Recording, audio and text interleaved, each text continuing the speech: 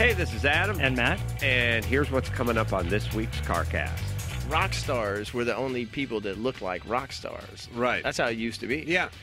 Now magicians. you go into the Apple store, and every one of those kids has, like, they're tattooed up and got piercings and hair jacked out all over the place, and everybody looks like a musician. You know?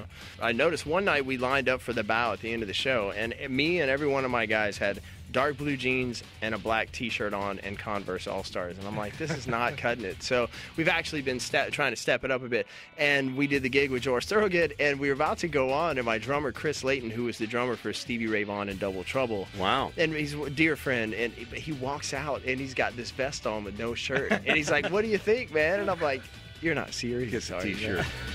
Listen for free through iTunes, the free Adam Carolla app, or visit acecarcast.com.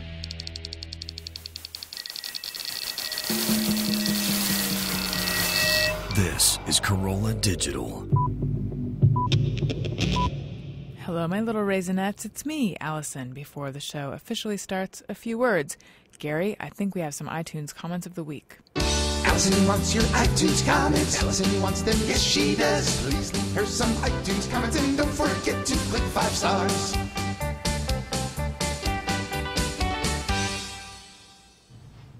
All right, our first iTunes comment of the week comes from Brady Dale, and it is titled Honest and Humble.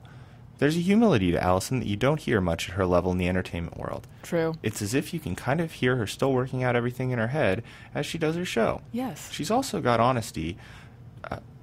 She's also got an honesty to her that's a little different. She doesn't have her shields up quite the way that other ladies who have gotten where she's gotten do. So true. What I can't figure out about Rosen is who she is in the entertainment space. Is she a comic? A talk show host? A personality? What is she? I don't know. Maybe she's creating a new archetype for the internet age. Yes. I don't know. Do you? I don't, but I want to. But I do think that it's funny that we're reading this comment about how humble I am and all my humility, because it is so not humble at all to read this comment on the show and celebrate it. See, that's just like, who am I? I'm multiple things. Did I cut you off? You did not. Okay. We have one more if you're ready. Oh, we're ready. Okay. This is by Camilla Caller, and it is titled, you don't like Alison Rosen? I'm sorry. That's absolutely a lie. It says, you don't like Alison Rosen? Oh, I'm sorry. And apparently I'm dyslexic, so I apologize as well. And I think there might be more to the title that got cut off on our screen, but I imagine maybe it said, hey, go F yourself? Who knows? Well, title questions notwithstanding, this reads, Allison is extremely funny, wicked smart, completely genuine, and here's the kicker. She's so good at steering the conversation with her guests that you probably won't even notice how much learned skill and or God-given talent it takes to get interviewees to open up and speak so personally. If you're sitting there like an idiot thinking, I don't get it, what's the big deal? Her guest was just talking a bunch about their life. That's because when Allison's got a great guest, which she almost always does, she's like an effing veteran jazz drummer, directing the whole set with fluid precision that's so exact you don't even realize it's happening. It just sounds like a band is riding a perfect wave of magical musical flow, all because Allison's subtly orchestrating the whole thing using finger snaps and brushes and shit. Well, she's absolutely right, and I appreciate the comment. Yeah, that's so nice. Thank you very much. And if you would like to leave a very glowing iTunes comment that includes 5 stars, you might have your comment read on this here show.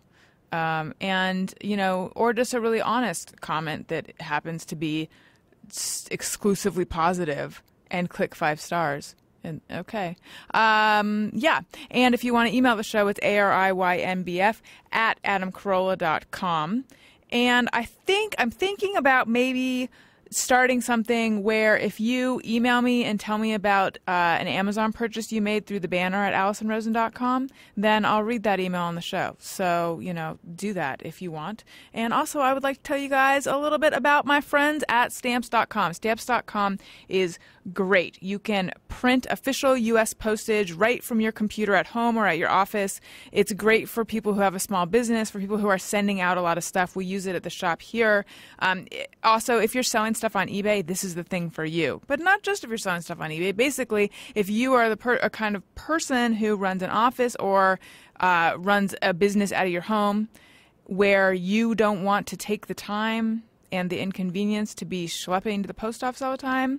That is why you can do everything that you would do at the post office right from your computer. Right from your computer.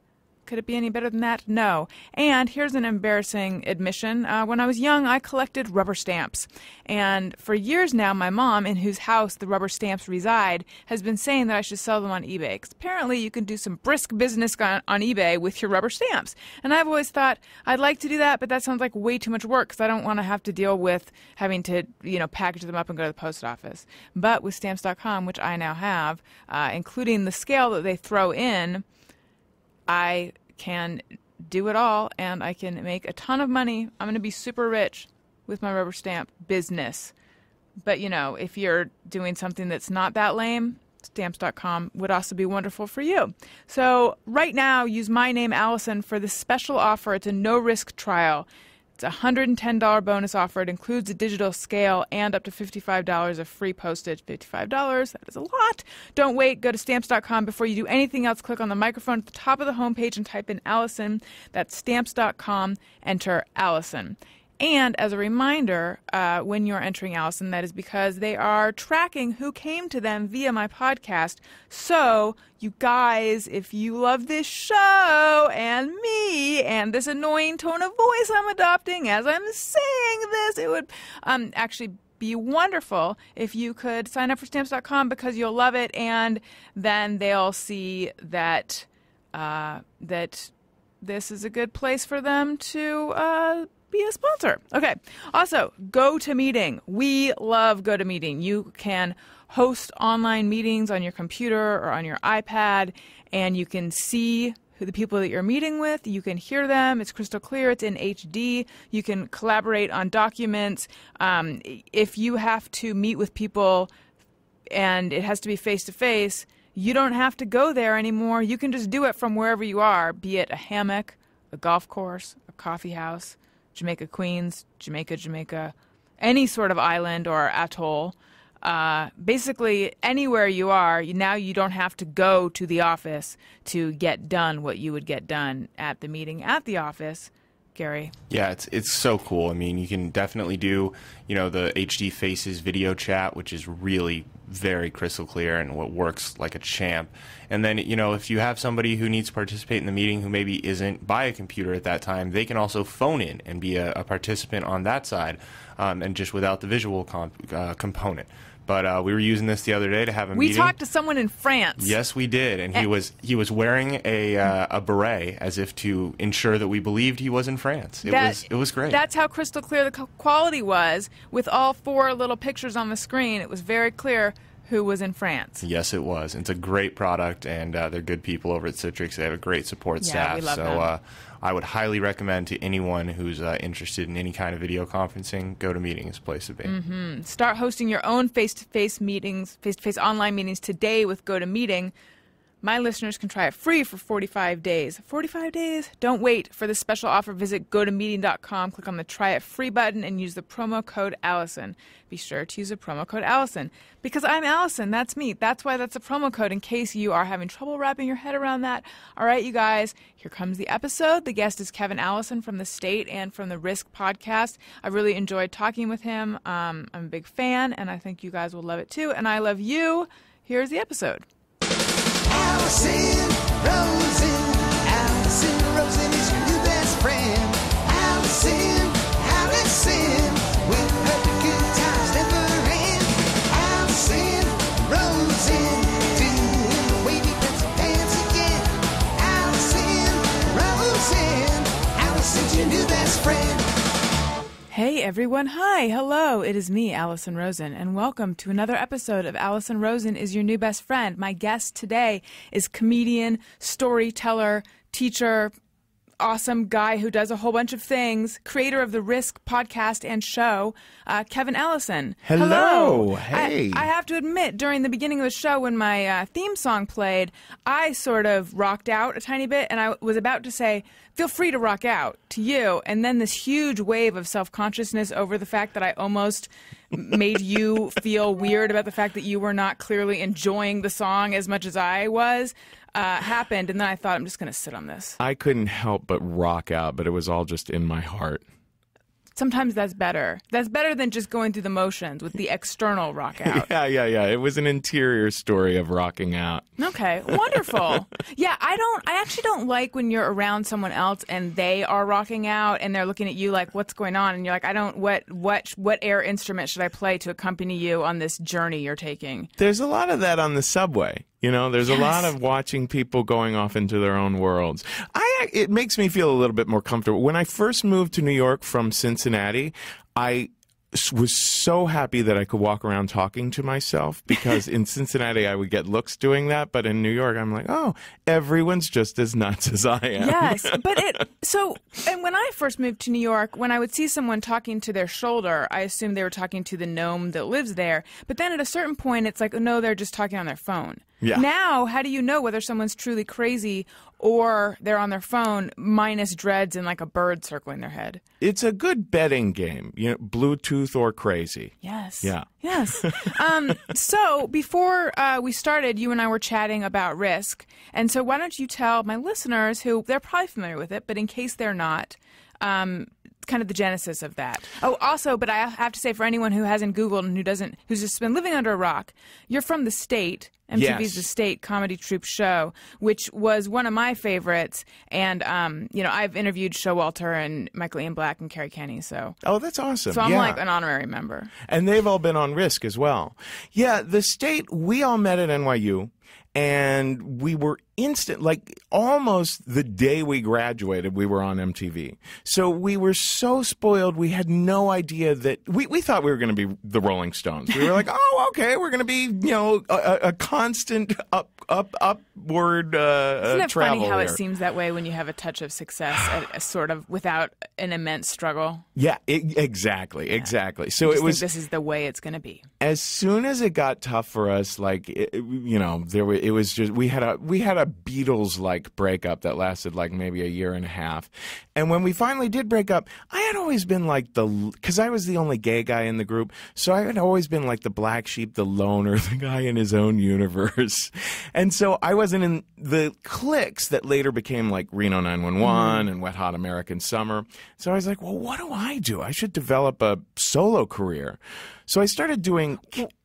Was that painful, though, to not be, to feel like you were on the inside of that? Well, I really... It painful, but a lot of it was pain that I brought on myself. I really isolated myself. Being in the State was very scary because it was a pecking order. It was very, very... The rivalry was so strong. Everyone was so eager to get a role or get a script into the show that there was just a lot of, poking each other down in order to get on top of one another. And I just, I'm just not that good at competition. I tended to be the nice guy who, didn't fare as well in that. And also, I maybe didn't have so much the facility to write brilliant sketch after brilliant sketch the way some of those guys could. Who? David Wayne? Yeah. Oh, really? David. David was an amazing example of someone who really adapted, because he used to write sketches that would make everyone roll their eyes at how childish and Sesame Street-ish they were, until finally he was writing so many of them that everyone in the group was like, this Sesame Street stuff is getting really funny. Wow. It was like a force of personality. Yeah, totally. Yeah, who were the top dogs? Tom Lennon and Ben Garant could just write and they could come in with 5 scripts a day, and they were just so natural. They just had such a natural flow of their scripts that oftentimes we would just greenlight them the minute we heard them, So I was always there. Lots of jealousy, we loved each other like a family, and when I say like a family, I mean lots of love and lots of tension. Right. There were 9 of you, right? There were 11. Oh, of 11. Us. Crazy, ridiculous. See, that's just huge. I just can't imagine. I can't imagine 11 people being creative together, but also getting along. you think about how, if you've ever been in a relationship that starts to go wrong, just you and another person, how you can sometimes feel helpless. Like, Yes. oh, wait, I'm trying to solve this.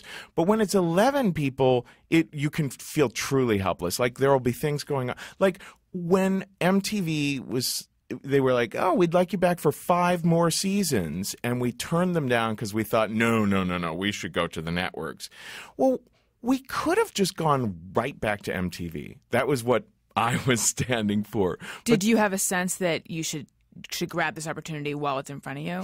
Yeah, absolutely. We thought that we thought we would never really make it unless we hit the big time, like, on CBS or ABC or something like that. And it was just foolish. We were in a place where we could have continued to build and build and build and have creative control. So we really shot ourselves in the foot. And I remember how helpless I felt when I was like, let's go back to MTV or Comedy Central or something like that. But there was this feeling throughout the group of, no, that would be going backwards. We're feeling bitter. We're feeling jaded. And it just wasn't gelling anymore for a while there. So when the group broke up, I didn't know what to do with myself. So I started getting up on stage and trying to tell stories as crazy, over-the-top sketch comedy characters, like, a crazy sailor man or whatever. And they were fun, but I just wasn't, like, reaching people. I think I really got bored after a while of just being funny. I think I really wanted to, like, try other emotions in the work that I was doing. Would you, when you would perform as characters, was it like a whole show as one character, or would you do a number of characters? I'd do like 5. I'd do like 5 kooky characters. And then in 2008, like, at this point I've been starving. I've been facing eviction notices. I've been, doing, terrible jobs like waiting tables and stuff like that. Oh, you went back to that. Yeah. That must have been weird for diners who recognized you. Exactly. And weird for you when that happened. Yeah. I was serving champagne at the Grammys when Sarah McLachlan and Aretha Franklin walked in the room. And they both looked very awkward, like, oh, we're both divas. We should be nice to one another or something. So Sarah McLachlan said, oh, let me get you a drink, to Aretha. They came up to the bar, and Sarah McLachlan did what any stupid fan should never do. She looked at me and she was like, oh, what are you doing? Oh, God. I'm researching a role. And then she turned to Aretha and she was like, oh, he's a very successful comedian. And Aretha went, So a lot of moments like that. It's hilarious and demoralizing. Exactly. So by 2008, I was just kind of at my wit's end, and I did a show called F Up, and it was 5 characters who were failures, who had destroyed their careers and were kind of at wit's end, but were kind of lovable too, like kind of like Laurel and Hardy, like you kind of admire the fact that they keep trying. And so here it was clearly like autobiography. I was clearly trying to tell my own stories, only again through kooky characters. And I did it in San Francisco at their Sketch Fest, and it just wasn't working. I wasn't connecting. The audience was kind of like silent. And afterwards I saw Michael Ian Black, who had been in the audience, and I said, what'd you think? And he said, Kevin, I think the audience all wanted you to just drop the act and start speaking as yourself. Wow. And I said, well, I feel like I've heard that in the back of my head my whole life, but it's just so risky. And he said, yes, exactly. That's where the good stuff comes from. So in the spirit that the state used to have of, don't go to school for something, just keep failing at it in public until you've learned it. I decided I'm going to create a show and a podcast, and I'm going to learn how to tell true stories while I'm making it. And I'll just have a deadline that I always have to meet. And so that was Risk. And it changed my life. At first, it was mostly stories about pooping your pants or, farting during sex or, most embarrassing moments kind of stories. But over time, we started getting people coming to us like, my sister overdosed and I'd like to tell that story. Or I was molested when I was 5 years old and I want to tell that story. So an episode of Risk can go from wildly like X-rated hilarious to really raw and emotional. And the fans have kind of come to love it for that reason. They feel like this show is so honest in any direction, you know? So I've really come to love it for that reason too, because I knew I was gay when I was tiny. When I was a toddler, I knew I was like, one of my first conscious thoughts was like, oh my God, I love boys' butts. Yeah, I was going to ask you about that. I just heard you telling that story on stage. I was not in the audience, but I was in the audience of watching it on a computer. Oh. The story on stage of your mom having the figurine of a toddler. Oh, yeah, and you sort of being, enthralled with the hiney. Yeah. Is that the first memory, or was it even before That's that? my first memory. That's crazy, yeah. Yeah. And so what happened was, by the time I was 5, I was conscious enough of what that was and the fact that it was not acceptable. How do you think you had already soaked up that message at 5? Well, I don't know. I knew of the word faggot, and I knew that it meant lame and disgusting, and I also knew that it was attached to the idea of boys liking boys. You know what I mean? So I remember being 5 and thinking to myself, oh my God, I'm going to be in kindergarten next year. How am I going to keep it a secret that I like boys? Someone's going to suss me out eventually. Wow. And I remember my first day of kindergarten waiting to get in a single file line to go into our separate classrooms out on the playground. And some boy started making fun of me because he was like, why is your hair orange? And another boy next to him. The honesty of children. Yeah. This other boy next to him said, oh no, it's not orange.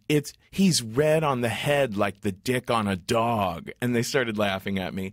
And it's poetic. it was very touching poetry. But I remember thinking, oh my God, thank goodness the hair is distracting them. It's a smoke screen. Oh, that's so funny. Like, I can handle that. Who cares about my hair? Right. God, you were so, you had so much wisdom and seemingly were sort of jaded at 5. Yeah. That's crazy. Yeah. So there was, the reason I'm telling this story is because one of the reasons I never thought that I could get up on stage and be myself was the way I adapted to knowing I was gay as a tiny kid was I was like, oh, the way I'll deal with this is I've got to be a really good boy. I've got to get like A's. I've got to be mama's golden boy. Adults have to think I'm perfect, because that was kind of a winning formula. Because I was afraid that if people found out, I would lose all the people in my life. They would no longer love me, my family, my friends. So you were trying to stay ahead of it by currying favor, by just being sort of beyond reproach? Yes, exactly. Okay. And then there's this other side of me. I always call it like the Dr. Jekyll, Dr. Hyde, or Dr. Jekyll, Mr. Hyde, that kind of wanted to come out as being, no, I'm really kind of a dirty boy, you know? And that was comedy.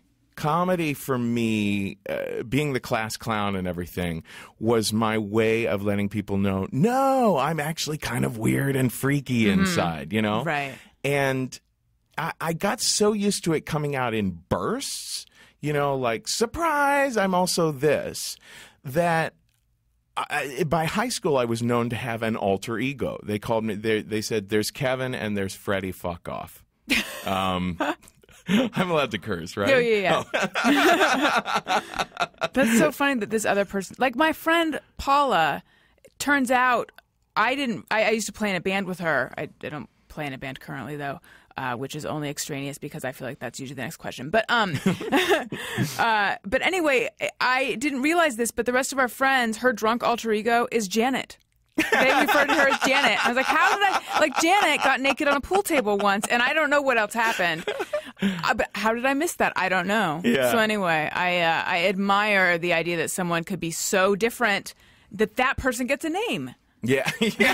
Well, it kind of shot me in the foot after a while, because by the time I got to the state, I was freshman year in college. I saw this group perform for the first time. Back then it was called the New Group. And the first show was just like the whole audience was just so riled up as if everyone already knew this was a classic. Like, it was kind of like that deja vu kind of thing where you're like, these guys are the future. Yeah. So everyone was so excited in the room, and I was Who like, was in it at that point? I think all of the original members, or all of the members that ended up on MTV, except maybe me and David. Mm-hmm. Yeah. So just the chemistry was extraordinary from the beginning. And I said, I'm going to get in that group. But I knew that there's this side of me that's the polite, kind, Catholic boy from Ohio. And there's a side of me that only comes out in little bursts of, no, I'm a crazy man. So I decided I would start stalking members of the state. It's good, subtle. So Joe Latrulio was, I saw him in the hallways of Tisch, of the School of the Arts one day, and I saw that he was going to do a drop ad, he was waiting in line to go do a drop ad, and I was like, I'm going to eavesdrop, find out what class he's taking, and go right behind him and drop and add that class. So I did, and then in class, I kind of made friends with Joe and then started like, oh, where are you guys hanging out tonight? Mm-hmm. And so I started hanging out with the other members of the state. And there was one night in particular that was kind of a watershed night where they had known me to be kind of shy and what's this guy doing with us? And we were at this bar called The Dugout on 2nd Avenue, and everyone was getting very drunk.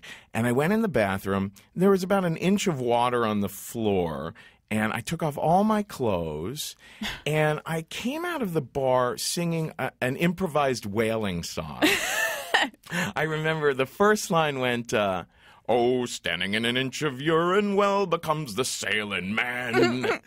And everyone was instantly like, this guy is crazy. So that was the beginning. That was like your audition. That was absolutely an audition. Yeah. So soon after I started working with the group, but unfortunately, I never got that improv principle that you have to commit to the bit and you have to kind of like follow an arc of a scene. Mm-hmm. So I was known as the guy in the group who would do something crazy that made no sense and didn't go anywhere and was very soon over. It's just not. I was expecting you to say, but was totally hilarious. So no, you mean like you'd kill the momentum of something? I'd do something like that, like, come out singing a crazy wailing song and then not really attach it to a scene or a character or a through line. Right. So I was just so used to like coming out with little outbursts of things. And so it wasn't until I discovered storytelling where I was like, in storytelling, you can weave your way through the weirder parts of yourself and the more normal parts of yourself. And you can always conversationally guide people on a tour of your psyche. Rather than... as opposed to stand-up, let's say, where it has to be very... well crafted. Stories. They're crafted as well. Stories tighter. Yeah. In fact, a lot of people really struggle with the crafting of stories. There's two things about it. Two reasons that stand-ups find it challenging. Stand-ups rely on their ears. They rely on hearing the rolling laughter. Mm-hmm. In storytelling, because it's more reflective of how life is, there are going to be sections where there are no laughs. So it's more important for a storyteller to be able to see the audience. Mm-hmm. And another thing is that without those laughs, a person has to be aware that you can't just bail. Like a stand-up can be like, oh, this bit is not working. Let's just go to the next bit. Right. But 5 minutes into a story, you've still got 5 minutes to go. Mm-hmm. Like you can't just get out of this. Yeah. Well, is there a way to sort of steer it in a different direction or anything? Like, does it change based on how the audience is reacting?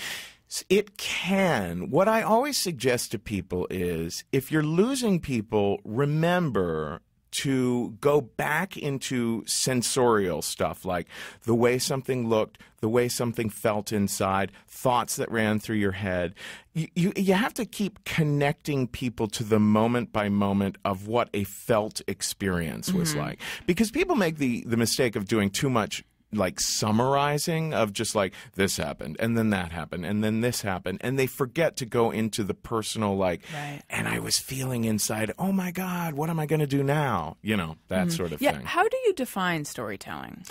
I think that it's any incident or series of events that has an emotional through line, that kind of starts in one mood or attitude or point of view and then goes through a little bit of a journey that changes that attitude or mood, you know. That it could be as simple as I was happy and then these things happened and then I was happier. But it's usually not quite that simple. You know? Right. And when people perform stories, or I don't know what the actual verb that the appropriate verb is, perform a story, I guess, sure.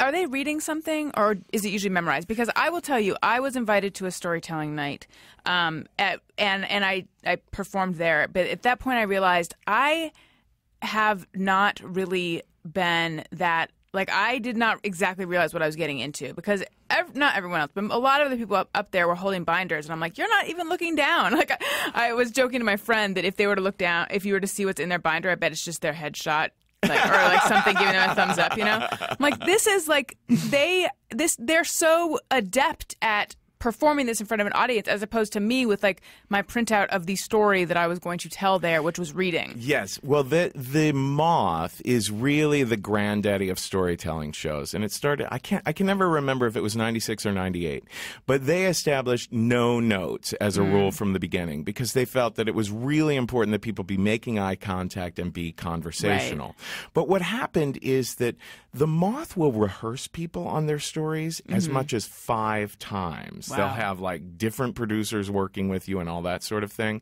So like a late night appearance. Yeah, it's like there's kind of a formulaic thing that started happening, and a very memorized and writerly sort of thing that started happening. And I love the Moth, but I wanted Risk to be a little bit different.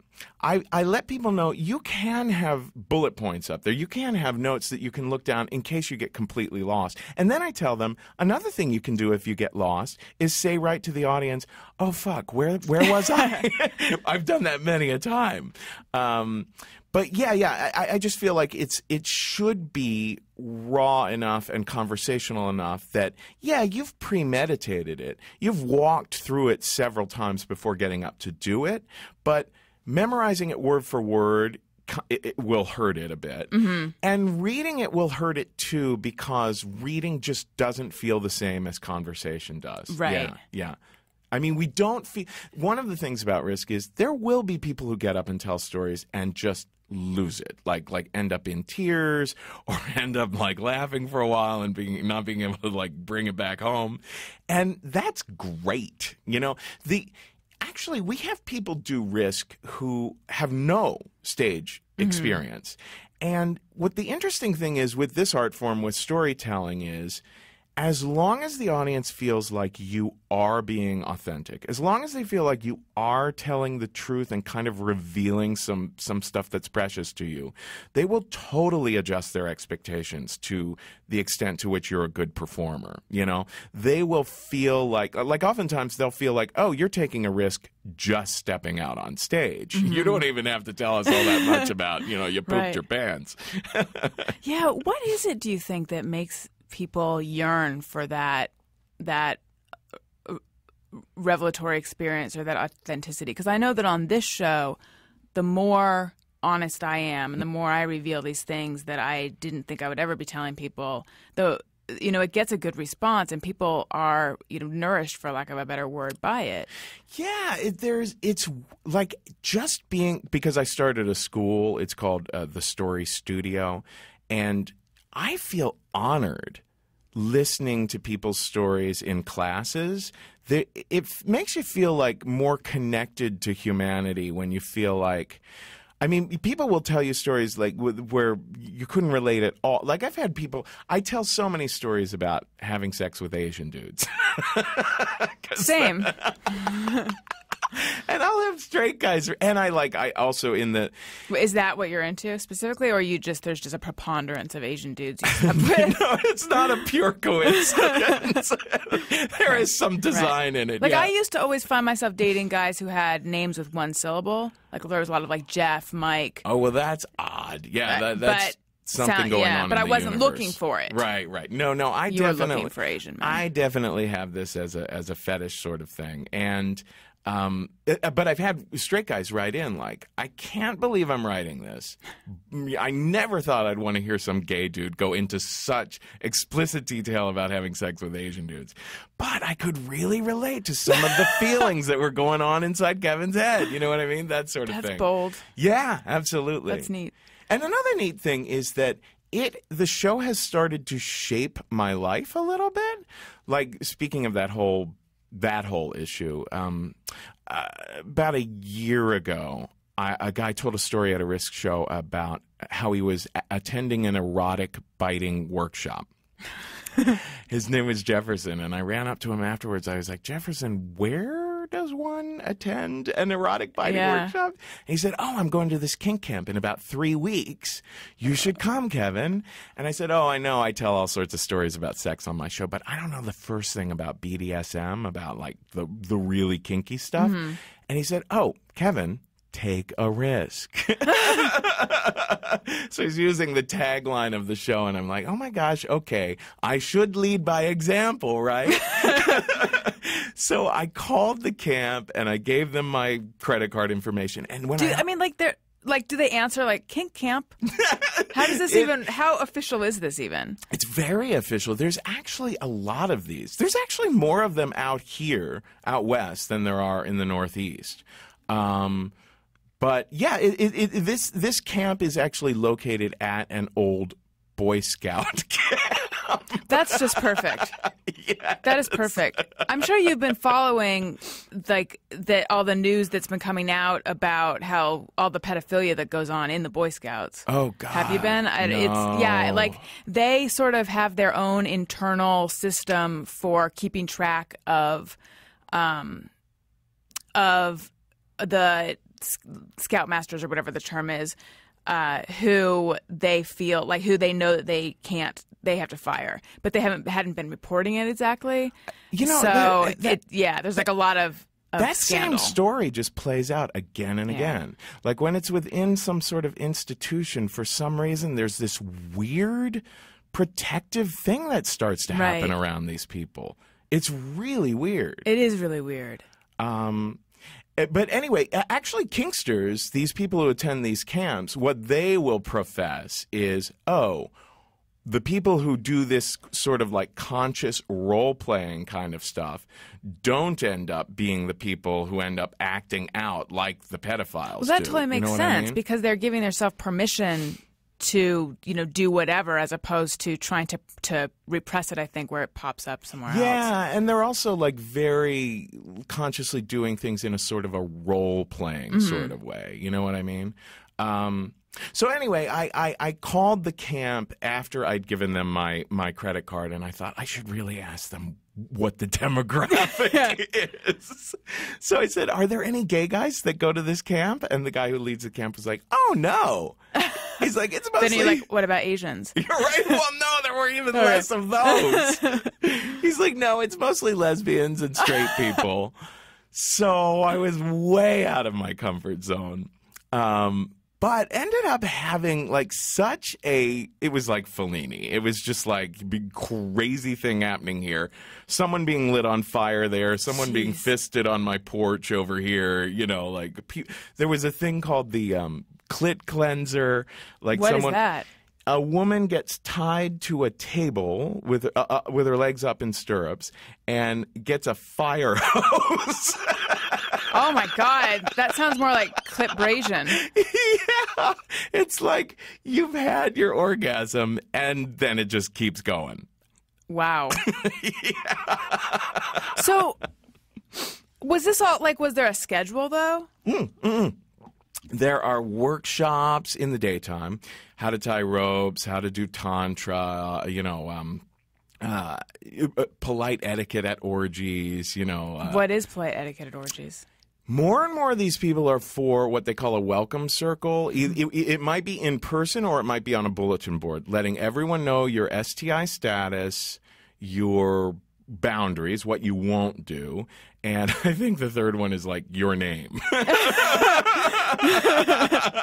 or your nickname.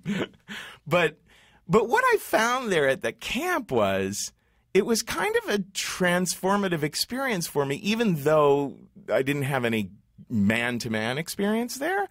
I realized that, oh my gosh, I really was fascinated by a lot of the dominant and submissive role playing, and really became interested in like how I might go back into my real life and play around with guys that way.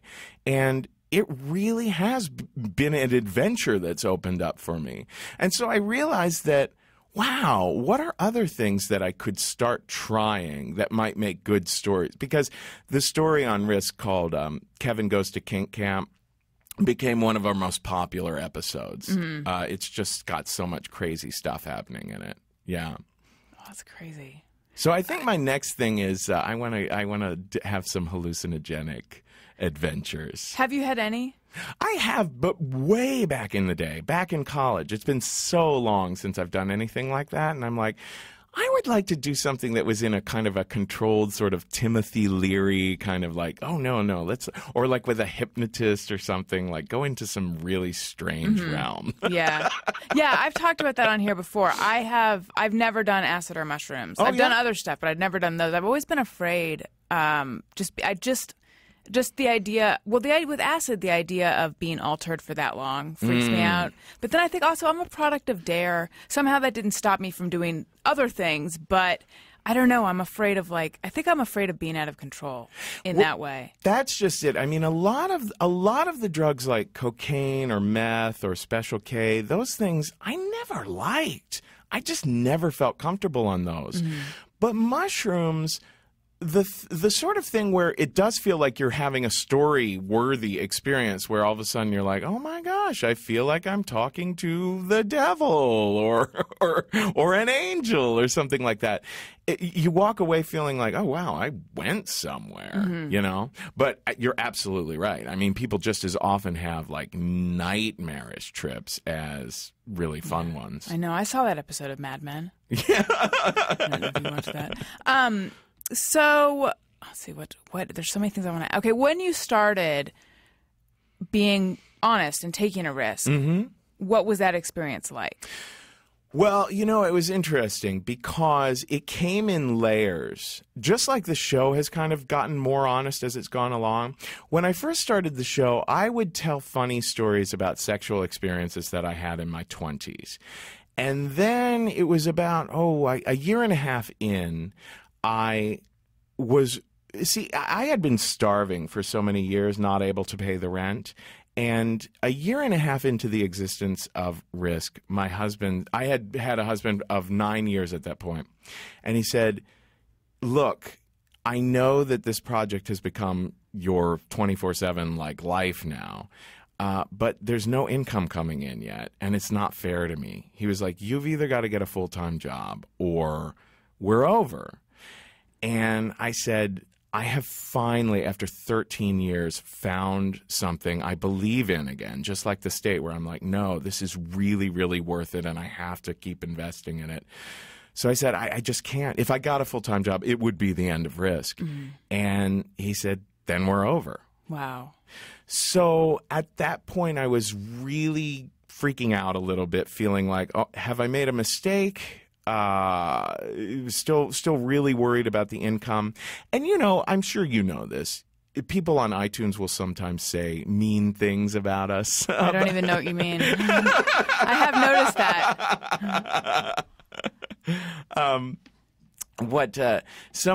People will sometimes write in, I love Risk. I love all the stories, but I can't stand Kevin Allison. Would he just shut up? That sort of thing. And on this particular day, my feelings were really kind of hurt about that. And I was worried about my divorce, and I was worried about still not making money at this project. And so I just decided to talk directly to the audience for the first time, just straight into the mic, just like not even telling a story, just like emoting. It was on an episode called Try, and the audience heard for the first time me expressing, look, it's really hard to be doing an indie project like this, and we're struggling, but I'm going to keep at it, so bear with me. And the letters started coming in. And then about a couple weeks later, I went to Provincetown and did a storytelling show there and had a kind of like a fling, you know, one of those things where you think you're in love overnight. I met this Vietnamese boy, and he was 19 and I was 41. Ridiculous. Totally I mean, not unacceptable, but still, you know, not something you can put stock in. And we had just an amazing, like, romantic evening. And he was a laugher. Like not many people like laughing during sex, but I do. So it worked out really nice. And so also, wait, you enjoy laughing, or you enjoy getting laughs, or both? A little bit of both. Okay. And also, I've always had like body issues. I've always felt like, oh, I hate my body, and I'm kind of a chubby guy, and You're actually not, right? I mean, perhaps you tend towards the chubby, but I just, for the person who's hearing this, imagining, I just want to say you don't look chubby. In my mind. Okay. So I'm laying on top of him at one point, and he's like, he just loved it. He was like, yes, put your belly on me. And I felt so self-conscious, but then I realized, no, he really likes it. He really likes the extra padding on me. And I was so moved. And then the next day, he just rejected me in the worst way. You know, it was like via iTunes comment. Like, I love your stories, but you've got to go. You and your belly got to get out of here. No, I saw him the next day at some party, and I approached and I started talking to him, and a friend gave him a look like, who's this old man again? And then he turned to me and he said, why don't you go around and meet someone else? Ugh! And so I was devastated. And when I got back from Provincetown, I don't have a therapist, you know. I've had 4 therapists and it just never worked. I don't know what maybe I've just had a bad draw. But anyway, I wanted to get it out of my system, so I decided, let's try, for the first time, telling a story that just happened the other day and that I'm still emotionally raw about. Mm-hmm. And that story, which Kevin Goes to Provincetown, or whatever the heck it was called, really struck a chord with people, because people felt like it was just really, really honest of me to admit that, hey, yes, I'm a 41-year-old who fell in love overnight with a 19-year-old, which is insane. And B, that I was able to, like, be so honest about how, I don't know, how hard it hit me. And that's when I started to realize that, you know, you can keep going. Storytelling is kind of infinite. You can keep going deeper and deeper and deeper with stuff. Mm-hmm. And you can tell the same story 5 years later and realize that you're going to arrive at a totally different ending because you're a different person now. So it really fascinates me that I've really been affected by the idea of, yeah, let's keep doing things that might be story-worthy and live life that way. Mm-hmm. It's really interesting. It makes you wonder, like, which is pushing which. Mm-hmm. Absolutely. Maybe it's symbiotic. I mean, I can totally relate to that story you just told, the condensed version of it.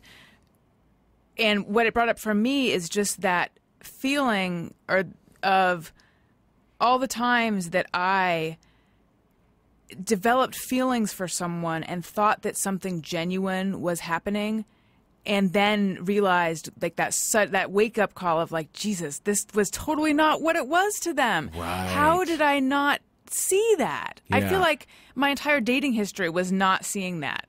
Probably for me, had I had I realized this is just messing around, this is just sleeping together for this person, this is just something that happens at nighttime, and in the daytime this is not going to be anything. Yeah. If I had realized that, I probably wouldn't have entered into it. Yeah. I think I sort of had to be like missing the signals. I don't know. But, Right. Or you might have chosen to enter into it, but be like, oh, but I'm totally keeping that, as my frame of reference, That's one of the interesting things about, like, the whole BDSM realm, or the whole polyamorous realm, because I started having a relationship with a guy shortly after I first went to kink camp, and he was a polyamorous sort. So he said, look, you were never going to be a primary partner to me.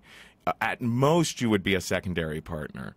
So just know that we're never going to go that far. And it was actually liberating to have someone be so blunt about where we stood. Not that it was all rosy feeling. I was going to say, did that give you pause? Because for me, I would have to then think, can I allow myself to keep going here? But then, I obviously would have been having different goals with that situation, I suppose. Yeah. Ever since my marriage broke up, my marriage was an open one, but there were very distinct rules in it, and that was I could have sex with other people, but in an almost only anonymous or very casual way. No dating. So could you have repeated sex with someone else? I could, but more so in a sex party sort of environment than in hey, let's keep getting together, the guy down the block. You know what I mean? Right. So 9 years of being in an open relationship where I could at least have sex with other people, after I got so comfortable with that, I was like, well, I don't feel like I can go back to the idea of being an exclusively monogamous person the way we've all been raised to think. Had you and your husband ever been? Did you start out as monogamous? It was interesting. On day one, well, not on day one, but in the first few weeks of our relationship, we decided we are officially open. But we didn't act on it for about a year and a half. For about a year and a half, we were exclusively monogamous. We just had this, I don't know, in theory, we're open. And then a year and a half, we checked in hey, where are we at with that open thing? We were like, oh, yeah, we're still open. All right, let's actually start acting on it. And did that work smoothly? It did, actually.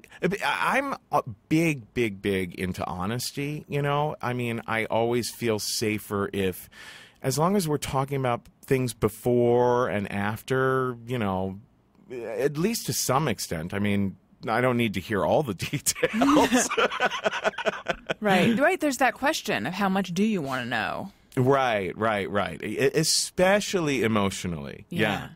And I find that you realize that you heard too much when it hurts. It's more of it's like an emotional sort of sense of that map. I think that some people are more just monogamously I don't know, there's something in their psychology that just makes them more monogamous, and other people more tend toward the polyamorous sort of thing.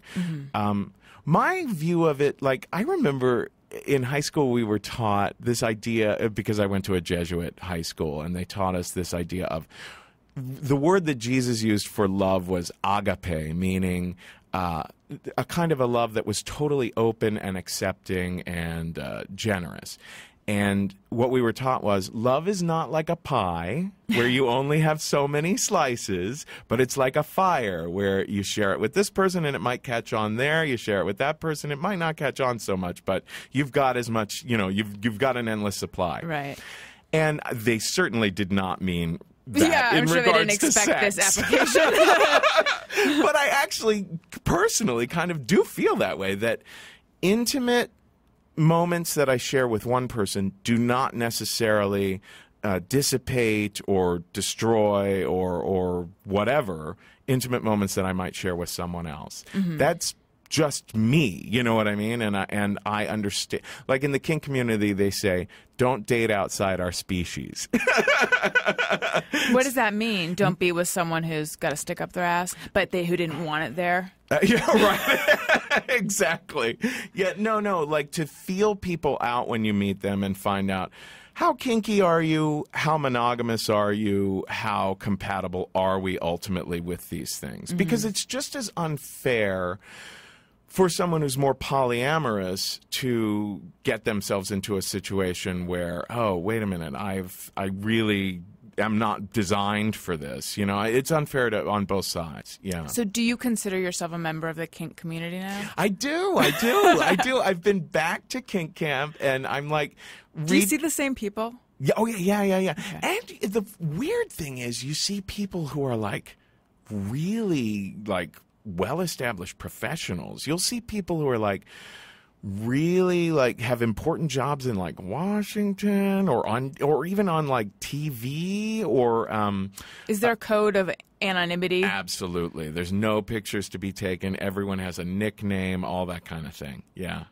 Do we get to know what your nickname is, or is even that a secret? My nickname in the scene is Red Kev. Because I thought that it would be easy to, remember my hair. But then what happens is, because I talk about stuff so much on Risk, I've become a little bit known in some circles of the kink community. So anyone with red hair will be approached and be like, oh, you're Red Kev. That's funny. And they're totally cool with you telling stories about it. As long as I don't reveal people's identities or other identifying details. You right. know? Yeah. Now, so are you mostly an observer at kink camp, though? If it mostly or if many of the people who go there are lesbians and I forget what the other types of people who are. Mostly I have been an observer. And I'm looking for like you're auditing? Yeah. Well, there's a little bit of tasting and exploring that happens along the way. But I mostly observe, and learn from the workshops and stuff like that. And I'm looking for more of this kind of stuff in the gay community. It's funny because I feel a little bit at odds with where gayness is now, because when I was in my 20s, there was ACT UP and the Radical Fairies, and there was just this sense of... I am not familiar with the Radical Fairies. Oh, the Radical Fairies are just like gay guys who love dressing up in just totally weird, like dressing up like fairies and whatnot, and going out and tripping on mushrooms in the woods and being pansexual crazy people. I feel like we've all been warned against them. Or warned about them. So I always felt in my 20s like I was a part of this community that was pushing the envelope, that was like, for the sake of our, saving our lives and just standing up for being who you are, that we were, on the cutting edge. And nowadays I feel like being gay means watching Glee and getting married, so I don't relate to it anymore. And this kink community that now exists, and it's a big deal, like online, there's like FetLife is the Facebook for kinksters, and there's just people all over the world. And they get together at these retreats or workshops or camps and stuff like that. But yeah, the gay male community had been doing this for so long, back into the 20th century, but it was all underground. And it was usually like mentor to mentee, you know what I mean? So now I'm looking for, how to connect with members of my own tribe who know about this stuff. Is there a pervasive theory, or what are the thoughts sort of in the community on why certain people are into kink?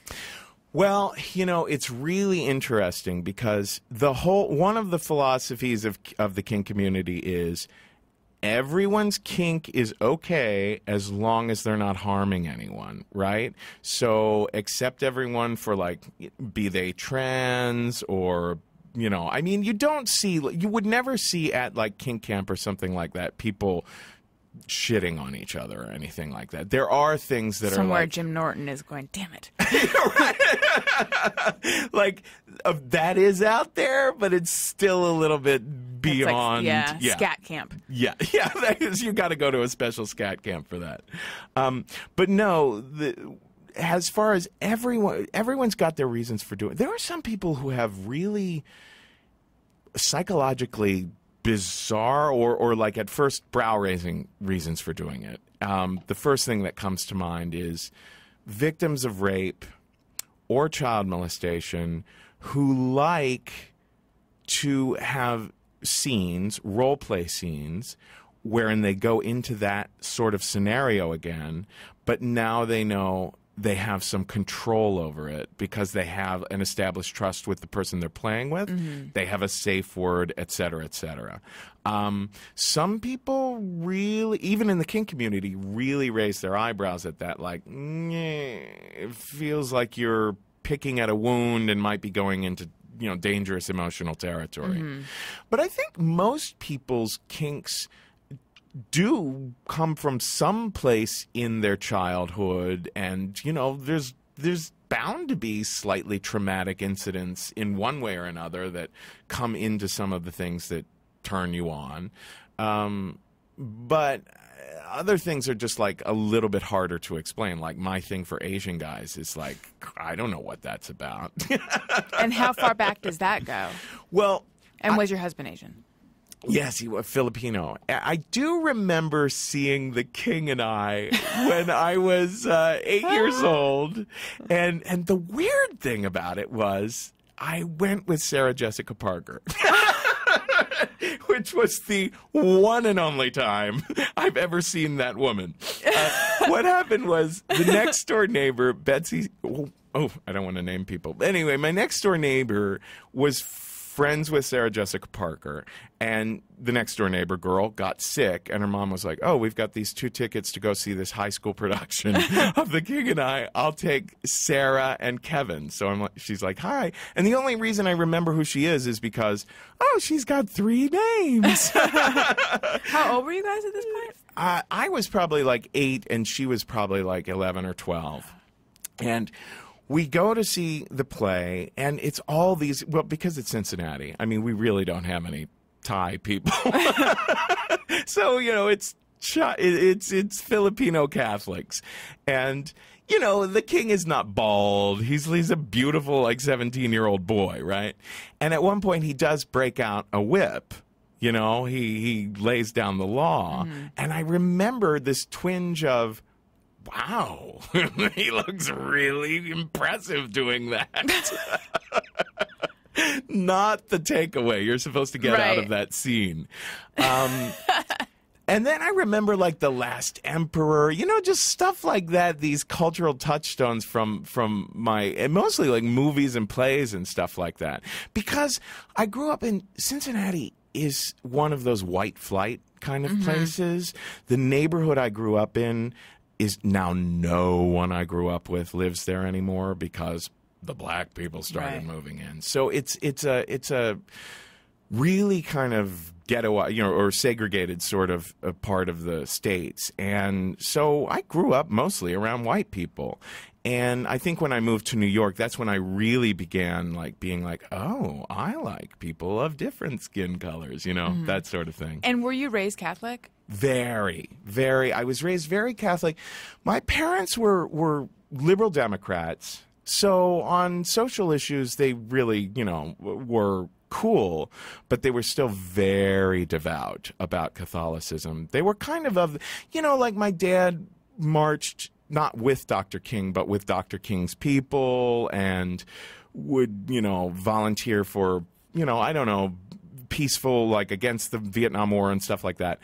But they were still they weren't hippies. Mm-hmm. They were still 1950s kind of Ozzie and Harriet at heart. So it was, and my mom was just has a puritanical streak. Mm-hmm. I remember when I was 14, she sat us down, my sister and I, and Sexual Healing had been playing by Marvin Gaye on the radio, and she said, never, ever are you allowed to play this song in this house. If it comes on the radio goes off. And I remember at that moment thinking, I am not going to be able to come out to her for several more years at least. And when did you? I came out to my folks when I was 18. And really, by that time, it felt like, finally, you know what I mean? But I did it. Had you dated men before that at all? Not really. I didn't do any dating. In fact, I really never had a long-term partner until 2001, until I was 31 years old. So my experience of maybe that may be one of the reasons I feel like a kind of a polyamorous person, is because I've spent so much of my life just dallying with people. You know what I mean? Not going really far and deep with someone. So, and there is, of course, a part of me that really does want that. I forget, what was the question? The question was, how did it go when you came out? No. Well, you were going to talk about when you came out, but I was asking if you had dated men before that or anything. No. And it was just that I was starting to come out to some of my friends in high school, and I was, I don't know, just starting to express things around the house where I think they were starting to be able to tell that something was going on with me. So when I came out, I literally, talk about, storytelling before, like using a script, I wrote out a speech on index cards. And I sat my mom and dad down on the screened-in porch, and I just read off of the cards, just turning one after another, never looked up at them. And then I had questions and answers at the end, like, here are questions you might have, and the answers to them. Oh, that's so smart. How did it go? My mom cried and kept crying, and she just said that she had no idea, which was really, really weird. Yeah. Because she had been showing all these signs of suspecting. There's this, like what? Well, she had been asking me for like the past year if I was dating my friend Meg. She'd be, are you dating Meg? No. Are you dating Meg? No. And I got to the point where I would get so irritated at what was clearly going on that I would yell at her, And she also found like a stack of pictures of Kirk Cameron under my mattress from like Teen Beat. You're only human. I mean, this was right. back... And this is before he was Fire and Brimstone Kirk Cameron. Exactly, and before and when I was still into white boys. Oh, right. Right. But my father had actually asked me. My father was always on this kind of thing much more chill. He had asked me when I was a sophomore, he had taken me out for a milkshake, and he had noticed that I was friends with this other kid who was very, queeny. He took me out for a milkshake, and he said, a lot of the men I admire in history were kind of different when it came to relationships. He was like Michelangelo and Leonardo, and he just kept listing people, and I was like, oh no, what do all these men have in common? And he asked me if I felt different about relationships, and I said, no. And so when I came out at 18, he was like, I asked you. Like, he was hurt. And I said, oh, but Dad, a kid needs to be able to say it in his own time when he wants to. You know what I mean? Yeah. Yeah. It's just, if someone catches you off guard, you just don't know what's going to happen. Yeah. Right. Yeah. Right. And so your mom cried and cried. I assume obviously she came around. Oh, yeah. Both my mom and dad are very cool about it, but they don't really know. They've never heard Risk. They've never heard the podcast. And they know, they don't quite understand what a podcast is. They're in their mid-70s, and they're just not very savvy with the computer kind of stuff. So they've read articles where they know that Kevin Allison tells stories that can get rather raw and R-rated. But they don't know the fine details. And I think that they are very conscious about not wanting to learn more. You know, what they do know also that people have taken my classes or heard the show and felt like it really helped them. You know, like those stories of, like we were talking about before, the more serious stories where people got something very therapeutic out of it. So they love that, and they love the fact that I've kind of found this thing that the nice thing about storytelling is it's something that is never not going to be needed. You know what I mean? It's something that people will always be interested in. So the fact that I've started a school for it, they're able to get behind it. But no, they have not heard Risk. I don't think they could handle it. And how does the school work? The school, there's basically three kinds of people that come to us. One is people who are writers or performers who want to do shows like Risk and The Moth. Two, people who are just You mean like the competition? Yeah, right. The second kind are like people who are just like, you know, shy. Maybe like someone in their life has been like, hey, you need to loosen up a little bit, you know. And the third type are people who want this for a career reason, for like job interviews, you know, how to be charming with a client over lunch, or literally how to do a business presentation story. So That's for interesting. those... I've actually thought, even though not most of my life, but a large chunk of my life right now is being on air and telling stories and being myself on air, etc.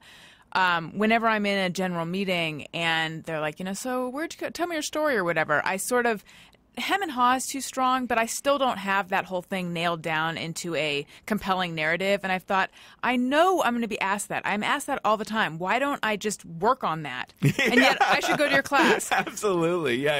It is the sort of thing you have to think through, because the difference between storytelling for business and the other kind is the other kind, you're just like, you start from, well, what are the moments in my life that were really, really emotional? When was I super angry? When was I super excited? That sort of thing.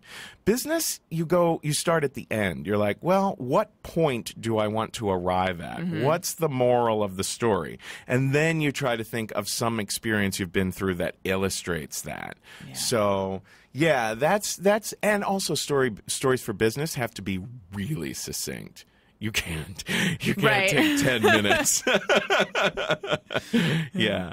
So we have special workshops for, you know, like one-day workshops for business people and customized ones for specific teams. Yeah. Mm-hmm. And what was it like in the state being the one gay member?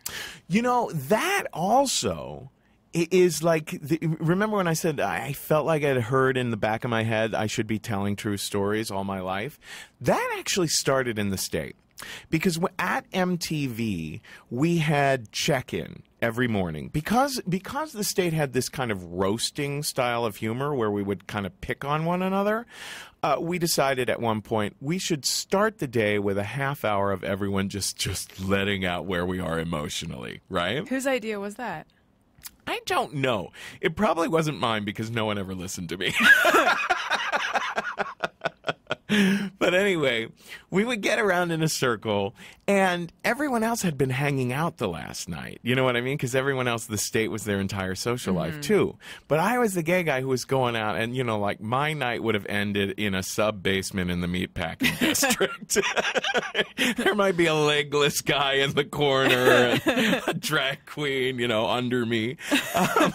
So I would tell these stories every day where people were just like, Kevin is always the highlight of check-ins. So I think that, yeah, like, but that was the sort of thing where I didn't feel like I could show that side of myself, say, to the staff or to the MTV executives or anything like that. So that's an example of how I always felt this need to kind of come out.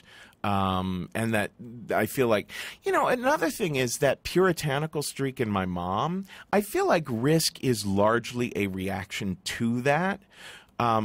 I once heard George Carlin say he was so thankful that he had been raised Catholic because his parents were actually cool. They were actually easy to get along with.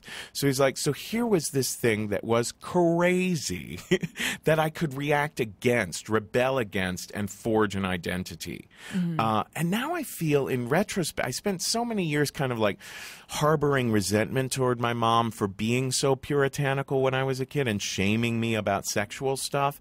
And now I feel like, oh, no, Risk is largely me finally, even though my mom is still alive and I still love her and everything like that, finally rebelling against that. Yeah. But being the only gay member in the state was difficult because there were so many guys in the group. There were 10 guys, 1 girl. And all the guys had grown up in high school being called theater fags, even though they were straight. So they had that extra layer of feeling like they had to prove they were straight. So there was a lot of joking about gay people that would happen, but there was also a lot of joking about Jews that would happen right in front of David's face, or Italians that would happen in front of Ken's face, or women that would happen in front of Carrie's face. So everyone just kind of understood that, yeah, we make jokes, but it's ultimately in love. And there were days when that was true, and there were days when it wasn't. There were some jokes people would make where you would be like, oh, wow, you just calling me a fag now really felt kind of sincere at the bottom. You know what I mean? Yeah. So it was definitely weird at times to be the only gay member. But at the same time, it kind of distinguished me as well, Was it fun being in the state? It was a ton of fun. We did a ton of laughing together. And I think that that's one of the reasons the period after the state, like, I don't think I put 2 and 2 together after the state, but the fact that we spent so much time laughing together and then it wasn't there anymore made life extra difficult. I think at the time it was going on, I was so focused on, oh, we're all so competitive, we're also, Was that something that everyone in the group felt? Like, was it acknowledged that you're all competitive? Definitely, Okay. Definitely. Everyone felt like, oh gosh, we can be so rough to one another. But at the same time, there was just this, like, we were always just kind of in love with each other at the way we could laugh together. I remember one time we went to Ken Marino's family's cabin down somewhere in rural Pennsylvania. And we were doing shrooming and all that kind of stuff and having a blast and always thinking up scenarios to turn into sketches. And at one point we were like, oh, we're tired of cooking by the campfire. Let's go find a restaurant. So we drove out into rural Pennsylvania searching for a restaurant. We finally find one. Takes about an hour and a half for them to get the food to us. And when they get the food to us, it's awful. So we all get into this van afterwards. And Tom Lennon started it. Once he got into the van, just started screaming like, ah! And the rest of the group just immediately joined in. And for the, like, half hour or, 40 minutes it took to drive home, that scream never stopped. It was just this weird, like, almost religious experience of group mind happening. And I'll never forget that as just, like, the way that the group had this connection to one another. So yeah, there was we had a lot of fun. And I think that when we had a couple of reunion shows, one at UCB several years back and then another at San Francisco Sketch Fest a few years back. And it was just instantly so much fun again.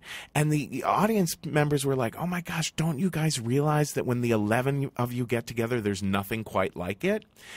And we do realize that, I think, but we've all got our separate careers now, and it's just so hard. And we also know, I think, that if we did start working on a project together again, all that tension would come back as well. You know what I mean? All that, like, familial, like, you drive me crazy, you know? Who are you still in touch with / friends with now? I'm friends with everybody. In fact, the group still jokes around with each other via a never-ending all-group reply-all email. Oh, that's fun. Yeah. Mm-hmm. Yeah. And who if there was a top dog or a few, who was sort of at the center? Well, it's interesting. Like, different people had different roles. Like Mike Jan was just a film director. He was kind of like the Terry Gilliam of the group because he didn't really do all that much acting.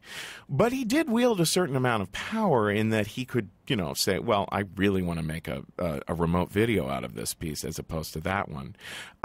Like I said, Tom and Ben and Showalter and David and Black did a heck of a lot of writing, Carrie was very, very adept at working with anybody and very adept at coming up with new characters, too. So she was like Wonder Woman. She got that thing. She was good at playing with the boys, when jokes were made about women, it was kind of like water off her back, or she would just shoot something back that made everyone feel stupid. But yeah, she was amazingly adept at trying on new things, writing with other people. Because she was one of the things that really helped is if you could both write stuff with other people and write great stuff on your own too. I was usually someone who could only write stuff on my own, and I did write a lot of sketches that are still remembered and all that sort of thing. But I was such a perfectionist. I would take, a week to write one sketch. Whereas, like I was saying, like Ben and Tom would come in like daily with 5. Right. So, yeah, it was just, but that's the thing about a group is that everyone's got strengths and weaknesses. And, like those people were saying, there's nothing quite like it when the 11 of you are together. That's because it's a particular mix of psychologies. You know what I mean? That, some people are on creative teams just because they're really good at laughing and observing and giving feedback, So, yeah, it's, I think we all still remember a ton of things about it that are just very precious to us as we look back. And I think that there is the possibility that we'll work on something. I pitched to the group a few years ago, what about an animated show? Because we wouldn't have to be in the same cities. We could be on various schedules. That's the main thing that makes the idea of working together again kind of impossible. Right. What was the reception to that idea? Everyone liked that idea, but then there's, okay, who's going to put forth all the effort right. to make that happen? You're like, I came up with the idea. Run with it, someone. Yeah. All right. I think it is time for some Just Me or Everyone. And this is where people tweet things they do or think that it makes them wonder, is it just me or is it everyone? And we have a little song. Sometimes I ponder on something I have thought or done. Is it just me or everyone? All right. I actually have one of my own, which is that when I see someone walking a big dog and the dog has big balls, I assume the person is kind of just an inconsiderate person. For having a big bald dog. For not having neutered their giant dog. Oh. And I think that this is someone who wants other people to think that they're tough because they have like the stallion version of a dog. That being said, I am also uncomfortable with the idea of neutering and spaying animals, even though I realize it's more humane and I'm in favor of it. But I feel like really more humane? We're cutting off their balls or removing their uterus. Like, how is that? It's obviously not what the animal would want. You know what I mean? Like, I don't know. Like, I'm uncomfortable with that whole thing, even though I realize it's sort of what has to happen. Yeah, well, I think the main thing is it just gets such a visceral reaction out of you to see something walking around with big balls. Yeah. I mean, they do look like human balls. They really do. Yeah. I was trying to come up with a tweet. I was like, when I see someone walking around with a dog with big balls, I think they're kind of inconsiderate and possibly Michael Vick, but I'm also super turned on. But then, it is a joke, but I couldn't get it right, so I just thought I'll just bring it up on the show and explain that when I see someone who hasn't neutered their dog, I think, what are you doing? Okay, Gag66 says, I find it super disturbing when people answer cell phone calls not only in the bathroom, but when actually on the toilet. So now we say whether we find that disturbing or not. It's more like I am envious that the person is so confident that they can conduct their business while conducting their business. Well, it depends on who I'm talking to. If it's a friend, I will deliberately put the phone toward the toilet so that the echoing of my urine going into the bowl is louder, just to be like, you know what that was? Yeah. Yeah, I've definitely been talking to someone, and I've used the bathroom while I'm talking to them. Not a public restroom, though. But I've tried to, like, if you can urinate in a super quiet way, I've tried to do that. And I thought, who am I fooling? Right. Okay. Jonathan Vance, I greatly prefer tater tots to French fries. I see the role of each. I don't know that I have a preference. I don't like steak fries, though. It's too much potato. I agree. They're so dry. Yeah. Yeah. Gary, steak fries? Oh, I'm totally with you. No. Who wants steak fries? There's someone out there who wants them. Who is that person? I don't know, but in order to get a steak fry to taste properly in the middle, I feel like you have to burn the outside of it. Yeah. There's always something wrong. The surface area to potato ratio, wrong. Okay. F this ish says, is it just me? I pick up my cup and there is nothing left in it. If there are people around, I still take a drink. I feel like I've done that before. I do that all the time. Yeah. Well, that's the thing. Like, when you're out socially, like, having a drink is just the most... I don't even drink anymore.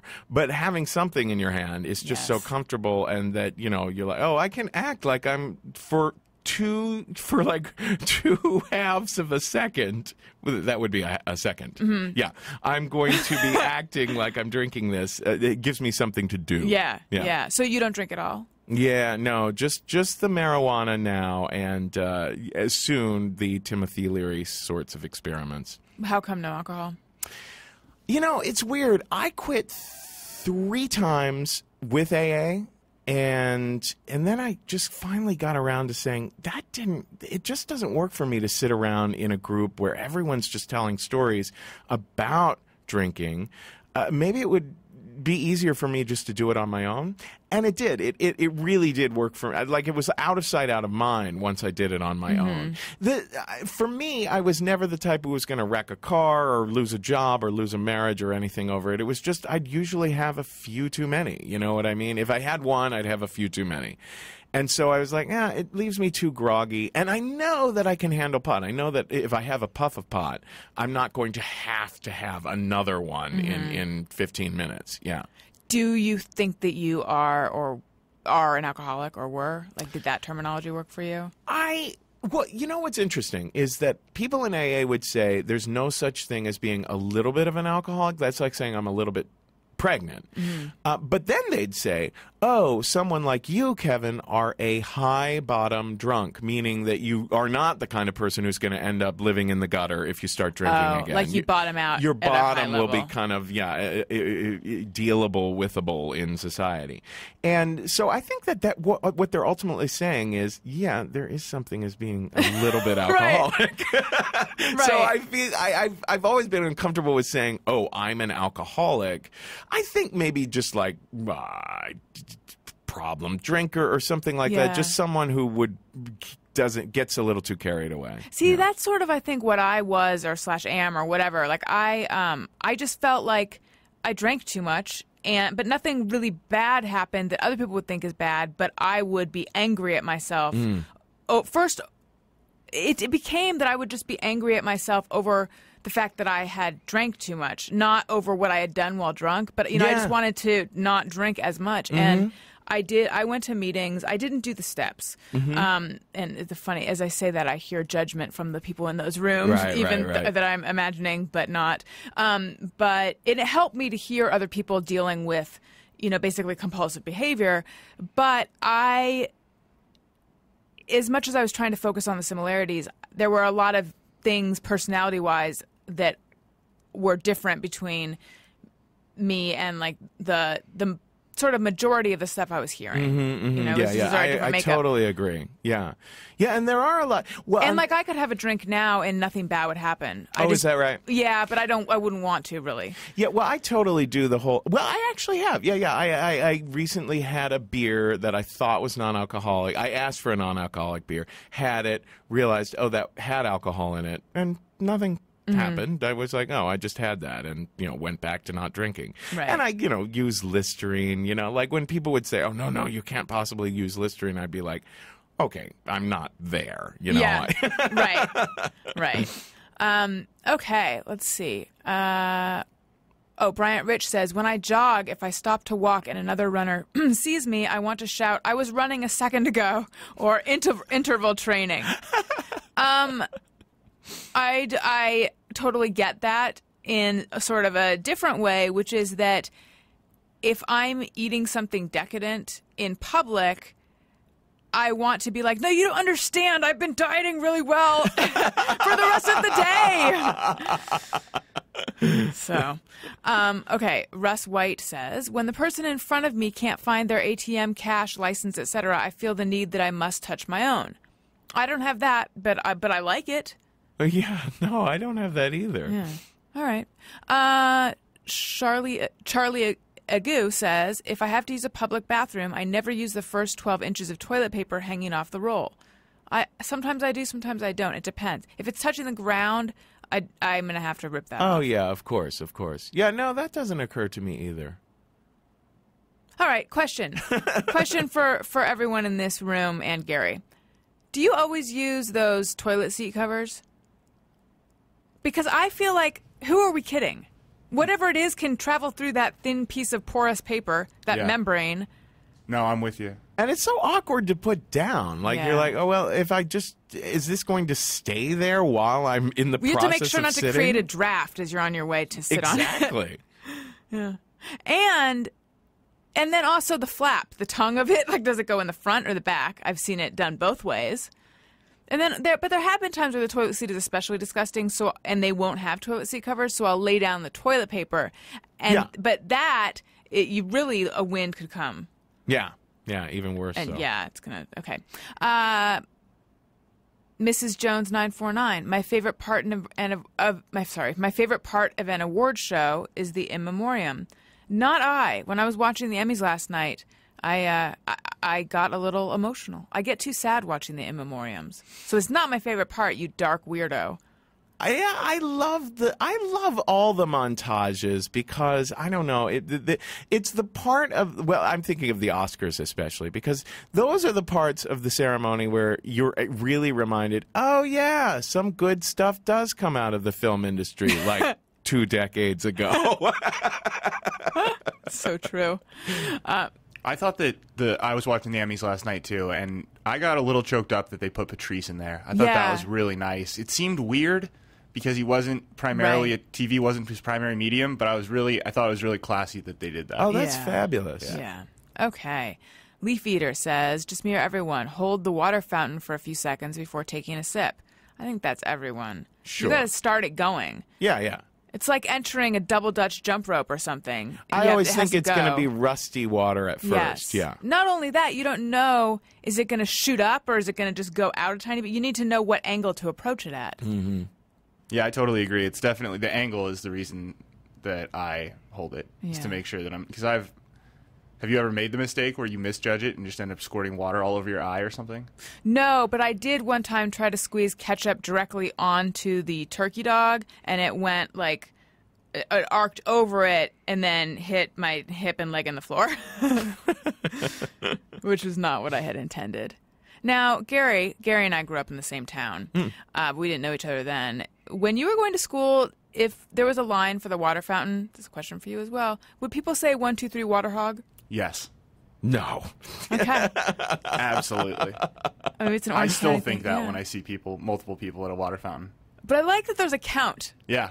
But it was never... You don't start as a water hog. But it was never a reasonable... It was always 1, 2, 3 water hog. Yeah. It was a very quick progression. Like with the Jinx, and this is also regional, but the way I learned it was 1, 2, 3, 4, 5, 6, 7, 8, 9, 10 Jinx. Not Jinx, you owe me a Coke. It was just Jinx. And then you couldn't speak until the person said your name, in which case the curse of silence transferred onto them. But I think if you did speak, they could hit you or something. But it would just turn into, jinx. You could not, there was no discernible numbers being said in there. Okay. Let's see. Oh, Leaf Eater also has this one. Just mirror everyone. I place a roll of toilet paper in the freezer before eating a spicy meal. I've never thought of doing that. That is very creative. Would that help? I don't know. Why do you want your toilet paper cold? Oh, to cool you off. Yeah. No, this is very peculiar. Leaf Eater. No, that's definitely never occurred to me, but I laughed quite a bit when I saw that one. Yeah.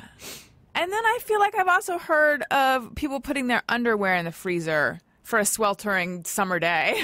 I've never done that either. I've never really done anything weird with putting things in the freezer for later use. I once put like a cup of urine in the freezer for some sort of prank, but I forget what the prank was. Like, I forget what the intention of it was, and then my dad went into the freezer, knocked it over, and I realized, oh no, we've just got a lot of urine all over the freezer now. But cold urine. Yeah. Yeah. So what did you do? Just clean out the freezer really well? Yeah. When I realized that had happened, I think he alerted me. He was like, "There's something strange in the freezer." I think it's you. Ugh. I just moved, and I've been going back and forth between my old place and the new place. And my old place, as I was approaching the front door, I was like, "Smells very strongly of urine here." It made me really miss it. Not really, but I'm wondering, did someone's big bald dog take a whiz? Does dog urine smell distinctly like human urine? Or did a human take a whiz there? Does it smell extra strong if it comes from a big bald dog? Oh, that's a good question. I would assume it does. I would assume there's other hormones, that your neutered dog wouldn't have. I don't know. But my point is, who's pissing on my old front stoop? I think we can just go. Oh, it's Gary. Sorry. I couldn't get in fast enough to use the bathroom. My bad. It's okay. I understand. All right. Well, gosh, thank you so much, Kevin Allison, for doing this show. This has been delightful. Thank you. Now, something that I wanted to ask. You have the show in New York and you have it in LA. And now do you tour, tell us where we can find this and you can find out goes on? anything you want to know about Risk at risk-show.com. Yeah, we have monthly shows at the Pit in New York and Nerd Melt in Los Angeles, and we do tour with the show, too. Okay, and Kumail Nanjiani and Pete Holmes host it in LA. In LA, that's right, and I host it in New York. And now, then, how did they get hooked up with being the LA representatives of it? Just because they're friends of mine, and when they moved out here, I was like, oh my gosh, you guys should do it. Yeah. And then the storystudio.org is where you can find out information. Because we do one-on-one training over Skype. We do all sorts of storytelling training. Cool. And are you on Twitter? Yes, on Twitter I'm at @TheKevinAllison or @RiskShow. Okay. And anything else we should know about or look for or that you want to plug? Well, Risk is joining MaximumFun.org. Oh, cool. Yeah, that whole network of Jesse Thorne shows. Right. Yeah. Oh, very cool. So you can find us there, too. Neat. How come? Well, after we just thought it would be nice to be in a little bit of a family, and their shows are kind of they have a kind of a level of quality and also a level of, I don't know. We just felt like it was a nice family to join. Yeah. Well, congrats. When does that start? That starts in October. Very nice. All right. Well, thank you again. This has been very, very fun. And I want to thank the listeners. You can follow me on Twitter at Alison Rosen. You can follow the show's Twitter feed at ARIYNBF. If you want to email me, it's ARIYNBF at adamcarolla.com. You can follow Gary on Twitter at GPatrickSmith. Let's say you're going to buy something on Amazon, like perhaps a new welcome mat because someone or their giant dog with giant balls urinated on it. You're probably going to want to go to Amazon because they have everything. Why not click through the banner on my website at AlisonRosen.com. It doesn't cost you anything extra, but it does help the show. And thanks again for listening and for telling your friends and all that. You can follow us. I already said that. What I didn't say, though, is that, hey, why not leave an iTunes comment? And not a shitty one. Don't leave a shitty comment. No, be nice. Yeah, 5 stars. There's 5 of them. Use all 5. And we do read your comments. And we love them. All right. Bye, everyone. I love you. Hey, do you know about the Alison Rosen show? We had a good time, but now we gotta go. Thank you for choosing the Alison Rosen show. Alison Rosen is your new best friend. That's right. That's right. Those good times don't seem to end. That's right. That's right. Alison Rosen is your new best friend. Hey, do you know about the Alison Rosen show? We had a good time, but now it's time to go. Hope to see you next time for the Alison Rosen show. Yeah!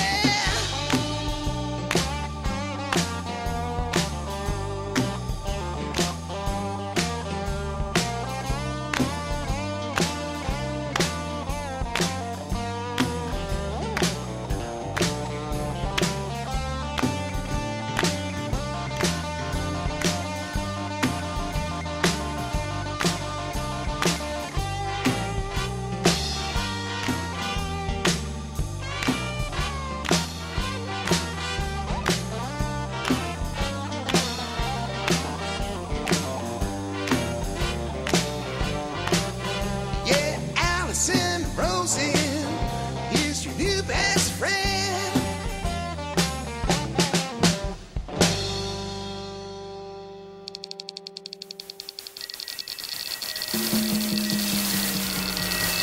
This is Corolla Digital.